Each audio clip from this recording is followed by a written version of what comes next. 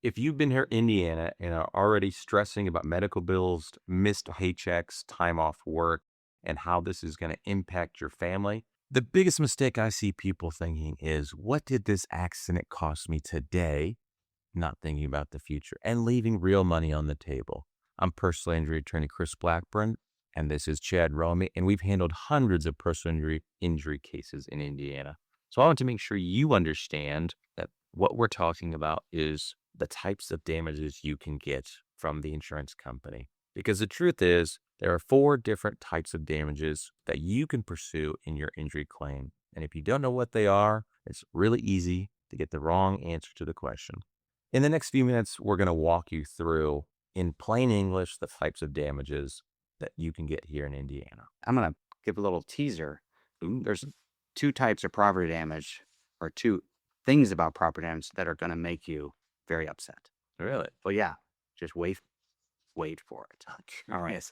So The real hook. yeah, the real hook. So the first major part, what we deal with as injury attorneys, are medical bills, right? And so you're in an accident. It's not your fault. You're incurring bills that you wouldn't have incurred otherwise. And so we're looking at the at fault party covering the cost of your medical care. When you get a settlement, that settlement should include past medical bills, correct? Right. Ambulance, emergency room, physical therapy, chiropractor, whatever the case may be. Um, it also should cover future medical care. 100%. And that thing that I think the vast majority of the population doesn't know is they just think they're going to get a bill from the hospital that they go to, when in reality, if they actually got diagnostics, they're going to get 3 bills. Yeah. The hospital, the doctors at the hospital, and then the doctor's charge for the CT scans and x-rays. So these bills are coming in, and our clients don't know why they're getting so many bills. Yeah. And that is one of the elements of your damages, is all that billing. But it's an element of the settlement. Okay. So an at-fault party's insurance company is not going to pay for that stuff as it happens. They pay for it at the end with a settlement. And so that is one element of your damages. So as you're incurring those things, you're putting everything through your health insurance or your own automobile insurance. And we've talked about that in other videos. The other big component of your damages are, many times, if you're hurt, you're out of work. And so you're going to have lost earnings, right? And so it is sometimes hard to collect the full value of what you lost. Yeah, it's kind of like your future medical care. So I think we maybe skipped over that one, but your past medical bills would be anything that you actually incurred. Future would be just like we're going to talk about with the future lost wages. If you need a surgery and a doctor relates a surgery, that's an element of damages that you can present to the insurance company or go to trial and say, hey, I need this surgery. I'd like to have this surgery paid for because of the defendant's negligence. Yeah. Lost wages, same thing. It's not just I missed time from work. As long as you can prove that the future lost wage component, and this one gets a little tricky. You need some experts on that. Yeah. Why don't you talk about future loss Well, wage? I think any element of lost wages, unless you have a very simple lost wage claim, insurance companies will give pushback. So, hey, I was out of work for 2 days. I worked 8 hours a day and I make $20 an hour. Nope, not covered. Yeah. You don't have a doctor's note. Yeah. I mean, many times they will write a check for that. Okay. However, sometimes they'll want to withhold. Well, gosh, you only normally take home 60% of the gross pay, so we're only going to pay you 60% of those lost earnings. That's not appropriate. They owe you for the gross lost earnings. It's up to you to make sure you're doing everything appropriate on your tax return, if you will. They're trying to say, well, we're going to withhold your taxes for you. No, they're not. They're just trying to pay you less money. All right. But when we're talking about future lost earnings, another tricky part about lost earnings is, many times we have people come into us. They don't work 8 hours a day. They don't make $20 an hour. Mhm. They're self-employed. And so they might make $2,000 in a day, or they might make zero, right? So it depends on, you have to be able to prove what you were going to make, except for the fact that you weren't able to work. And that can be hard when you have income that goes like this or earnings that goes like this. 100%. I mean, the law doesn't say just because you're self-employed, you can't make a claim or you don't get lost wages. It just becomes extremely difficult to prove. Yeah. So for the self-employed folks watching this, you really do have to try to keep track of, gosh, I got a call the day after the accident for a new job. I wasn't able to do that job and I had to pass, or I had to hire somebody to fill in for me at my Mhm. self-employed job. And so I had this extra expense. And all that stuff is recoverable, meaning in a settlement, it's an element of your damages if you can prove it. And so try to keep as much information, detail about what you're missing in terms of your income as possible. Those self-employed scenarios, it's going to become extremely document heavy. Not that it wouldn't for if you work a 9 to 5, making $15 an hour. It's just now in order for the proof for you to be able to prove it, you really need to tie in all those documents. So the tax returns, the ledgers that you've come up with, the lost work opportunity, or you hired a sub or someone else to do the job for you. And sometimes it also requires an expert to be able to work specifically within that field to come in and say, hey, here's what I think the lost wage component is. Yeah. And one more thing about lost wages before we move to the next element of damages is it has to be reasonable. Okay. So if we've had many clients lose their job because of their accident. They're not holding your job open forever. Eventually, okay, I lost my job. I had a client once, he lost his job and then didn't get another job for the next 3 years. Right. Hmm. Insurance comes and says, look, we agree he lost his job because of us, but we don't agree he was unemployable for the next 3 years. And so you have to do what's called mitigate your damages. It means you have to try to lessen the amount of harm you're suffering. And so if you can get a replacement job, even if it's not the same job, if you can get a replacement job to replace the income you're losing, that duty is on you as the injured person to do so. And first, another thing you got to remember, if you don't replace that job, you're going to have to go try to convince the insurance company to pay you for the income you're missing. And you're going to make more money working than you would trying to get it from the insurance company. Yeah, final point on lost wages. Sometimes you can make a claim for lost wages, but there would be a mitigation. So classic case, I represented a gentleman, nice guy. He was a dump truck driver. He could no longer go back to work because of the injury to his back. So he's in a dump truck all day and it hurts. He physically can't do it. We hired an expert, a vocational expert. And he said, well, his future lost wages would be this, but he can do these types of jobs based on his skill set. So his gross would be this when you subtract the things that he could do, that his claim for future wages or loss of earnings capacity would be this. Those are unique situations, but when the facts are there, can be a very useful thing for our clients, and I'm glad the law allows that. Yeah.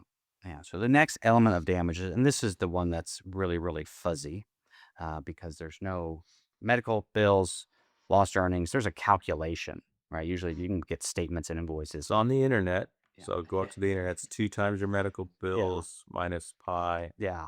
And we're talking about pain and suffering. And so there's no precise way to measure that, but it's an element of your damages. And so if you're in front of a jury, it's something that we would have to explain to them. Hey, this is how much all of that is worth.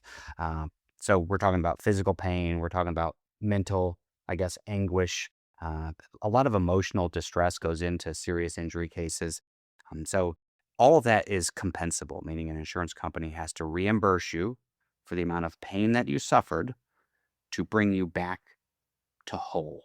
It's never really what I consider a fair trade. Most people aren't choosing to go through pain for money if they can avoid it. Especially some of these cases are really, really serious and life altering pain. But it's the only thing that we as lawyers representing our clients who have been hurt by others in their wrongs, it's the only thing that the law allows.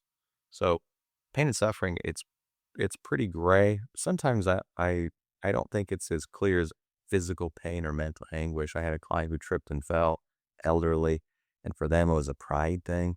I think they were more embarrassed that they actually slipped and fell where they did.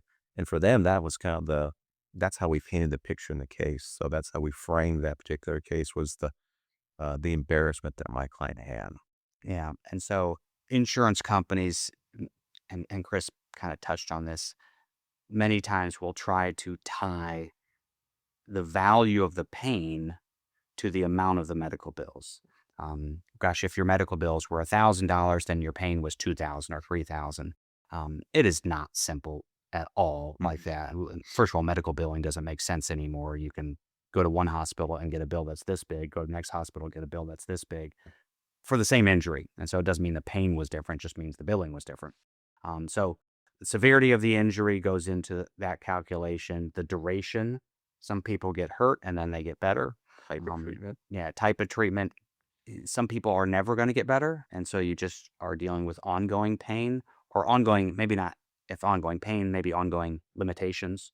And so that's all broadly, it's a broad category of pain and suffering that talks about past pain and future pain or future issues stemming from the accident. We could do a whole podcast on just pain and suffering. Yeah, we could. But probably will. But we're just going to keep it this short today. So the next element, and this is the one I teased. It's been waiting. Yeah. So property damage. So your property damage is, first of all, it's an element of damage that it's usually done like that, meaning you have the damages immediately. You already know what they are because they all happen at the accident. And so that part of the claim can be settled quickly. You can settle that right away as soon as you know what the value of the damages are. And so you're looking at repair cost to the vehicle, or if your vehicle was totaled, the fair market value of your vehicle. Oh, that's a big one. Yeah. And so sometimes vehicles, and this is the first thing that you're going to get upset about. If you owe $10,000 on a vehicle that's worth $6,000 and it's totaled, so somebody just plows into you and your vehicle is crumpled, do they pay you the $6,000 or the $10,000? They're going to pay me the $10,000. No, they're not. Yeah. So they pay you what the car is worth. And so this happens. I mean, people are upside down on their cars in terms of loan value to actual value. Especially in today's market with this, where the economy is and the cost of vehicles, or people buying new cars and rolling that debt over. So, I mean, it's probably a weekly, if not monthly, occurrence for us. And so you are left to eat that extra $4,000. So they're going to pay you the $6,000 that your vehicle's worth, not the $10,000 that you owe on it. That's the first thing that can really upset people. And so if you think you are in that situation, make sure you're getting gap insurance. It's not usually that expensive. And in order to document kind of all your property damage, you're getting photos, you're getting repair estimates, that sort of thing. You're not required to take the car to the body shop of your insurance company's choice. You can have a say in that. There are some limitations at what you can get, but ultimately, they're going to try to put you back in the same position you were before the accident with respect to your car. The other element of property damage is going to make you mad. And this is a little bit of a curveball. I'm waiting. If the family dog is in your car, if the family dog is in your car and it's a serious collision, but you make it out, the dog doesn't. This is a bad one. This is terrible. Like the law's not good here in India. No, you are paid for the value of a 14-year-old animal, not the emotional value, but the replacement value. Your dog is property. And I will tell you, there's not a huge market for animals that are 14 years old, right? And so it'll be extremely offensive to you what they're going to offer you for the dog to replace your dog that you've had for a decade, right? And so that is one thing that, again, probably would upset people more than anything else we do. 100%. Is what did you paid me for my dog that you killed, and you paid me $80, right? It really is. It's awful, but it is what it is. It's the law here in Indiana. Some other unique things too. If you've got things in the car, if you listen, it's coming. I just don't know when. Like child seats, computers, glasses, phones. So any sort of property that's in the car, the defendant would be on the hook for that, up to the fair market of value of those items. Yeah. Usually there's like a depreciation argument that the defense makes. The brand new car seats are $300, but this is a used one, so they offer 50% of the value of the new one. Yeah. But car seats have to be replaced after an accident. So, Mhm. um, If you have receipts for all the tangible things in your vehicle, most people don't. I mean, it makes sense. But if you're like my wife, you save every receipt and then scan it to fetch. So pull those receipts out and give them to the insurance company. That's going to help substantiate the value of those personal belongings that were damaged. right. So we have medical bills, lost earnings, pain and suffering, property damage, and there's how does Indiana law, I guess, help value those things? There's one element we haven't talked about yet today, but we spent in quite a few of our videos is called comparative fault. And so if you were partially at fault for the accident, let's say that the other guy pulled out in front of you, but you were going 15 miles per hour over the speed limit, you might be partially at fault for that accident, let's say 10%. And if your car was worth 4 grand and you were 10% at fault, and the car's totaled, you're only going to collect $3,600. So you get a 10%, I guess they get a 10% discount when they're resolving your claim. And that goes across the board. So all of your elements of damage would be reduced by the amount that you're at fault, unless you're 51% at fault, and then you don't collect 49% of the damages. You collect zero. So that's how Indiana's comparative fault can impact that. There's other minor or less prevalent cases against the government where certain caps might apply, wrongful death without dependents. So there are, generally speaking, Indiana's we're a pretty good state. There are caps here. You'll hear that in the media. It's like tort reform, but there are a couple scenarios where caps come into play. Yeah, you can only recover so much. So now you know the 4 types of damages you can pursue, and these are the general damages that you can pursue. Each one can play a huge role in making you whole after an accident. And Indiana law gives you the right to go after every dollar that you're owed, and you should not feel guilty about that. It is something that the other side owes you based on the law. But there's more to securing a fair settlement than just knowing your rights or knowing what those damages are, especially if there are tricky issues, like whether something you did could lower your payout. That brings us to our next video. Will my motorcycle injury settlement be lowered if I wasn't wearing a helmet? And this is a must watch if you ride. Especially now, springtime, motorcycles are coming out. Yeah. With nice weather, green grass. Yeah. Well, I imagine people are going to watch this video year round. That's true. I mean, this is one's going to be pretty. This is on repeat. Yeah. So if you're watching this in the winter time, if you look down and see how many people have viewed this right now, right, then yeah, it's a lot. It's viral. Guarantee you. It's so if you ride in Indiana, watch this next video because missing the info could cost you thousands in your settlement or even cost you your whole claim. So we will see you over there.